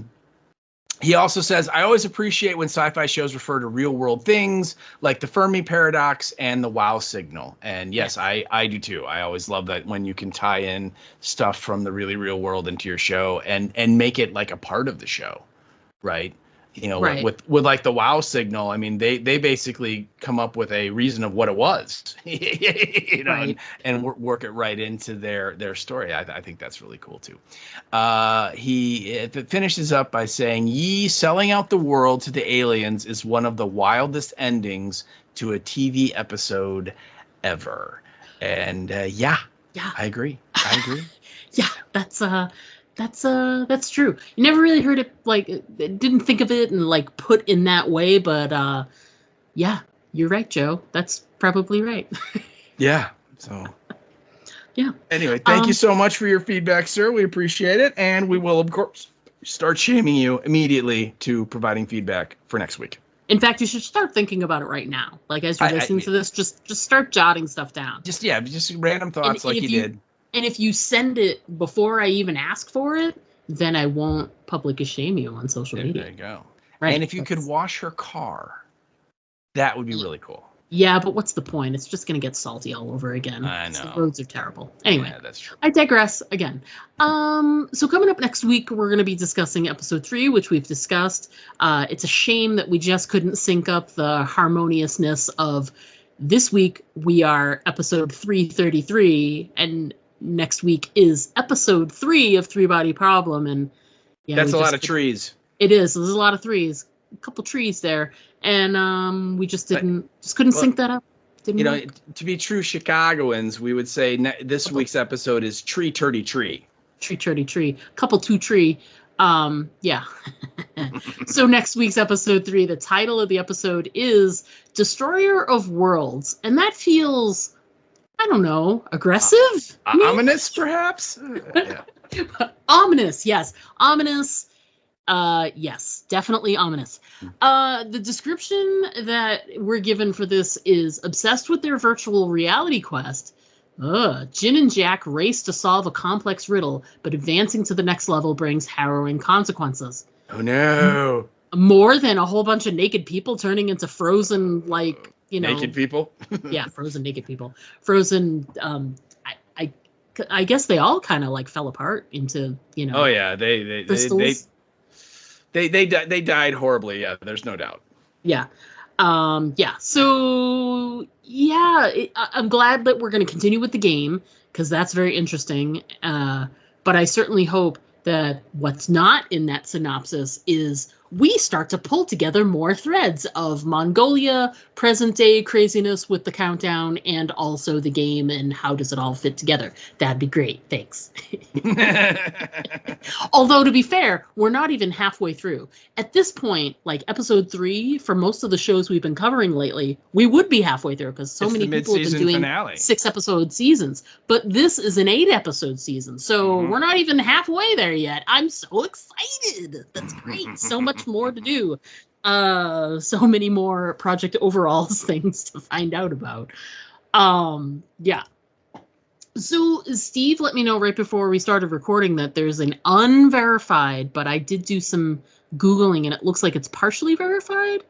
That good. Stranger Things final season there is supposed to be playing supposed to start in the end of this year, like later in 2025. You heard the 27th of November, and I just Googled really quickly, and what I saw was a couple of reports that yes, like November is what it looks like, but there's also unconfirmed reports that they're going to do like they did last time and do like a few episodes and then have like a break for like a month or two and then do like a couple more. So I don't know. And either way, I think that sounds like that's terrible. Because when they did that before, it was like, just let us finish the whole thing all at once. It was crazy. Plus those episodes were like movie length. Some of them were super long. Yeah. Those last 2, each one was like over an hour and a half long. Yep. So it was like, geez Louise. Yeah. I mean, it took up a lot of my time is what I'm trying to say here. So, I don't have anything else to sort of chat about. You have anything else we need to chat about before we wrap this up? No, I mean, again, we're kind of in the beginning of the year and we're starting like with the Stranger Things, we're starting to get info on when stuff's coming out, but there's really not a lot right now. So, just kind of, if you're in a place of the country where it's super warm, try and stay, or super cold, try and stay warm. If you're in a place of the country where it's all on fire, try not to burn up and, you know, just kind of get through these next couple of months and we get into the summer and maybe we'll have a better idea of what's going on. Yeah. They did say though that Last of Us is going to premiere in April, so we know that one. They haven't been specific about an actual date yet. So but once they do announce that, we'll of course talk about that and plan out when we're going to start talking about Last of Us. And yeah, I'm thinking I might need to do a rewatch. I talked about that with someone else somewhere, and I just think I need to look at those episodes again. Yeah. Yeah, because I've never played the game before, and I know a lot of people have a lot of that story in their head because they played the game. And I still have a lot of the story, but some of the finer details, I think I want to just remind myself of them. Plus, that show is so damn good. It can't hurt to watch it again. Right, absolutely. It can only add to my enjoyment, and that's what I will do. All right, so I guess that's it. That's going to wrap it up for us again this week, guys. We look forward to chatting with you next week, episode 334, where we will discuss episode 3 of Three Body Problem. There's so many threes in what I'm talking about, but we're very excited to come back and chat some more about this great series. But until then, as always, I'm Diana. And I'm Steve. Overalls. Don't forget, though, overalls. And don't forget to always aim for the head. Because body shots just don't work. To send us an email, write us at aimfortheheadpodcast@gmail.com. And our Twitter handle is @AFTHpodcast. Pictures and video are always welcome at our Instagram account, Aim for the Head Podcast, all one word. But the best way to keep in touch with us is to just like our Facebook page to get all of our updates in your feed.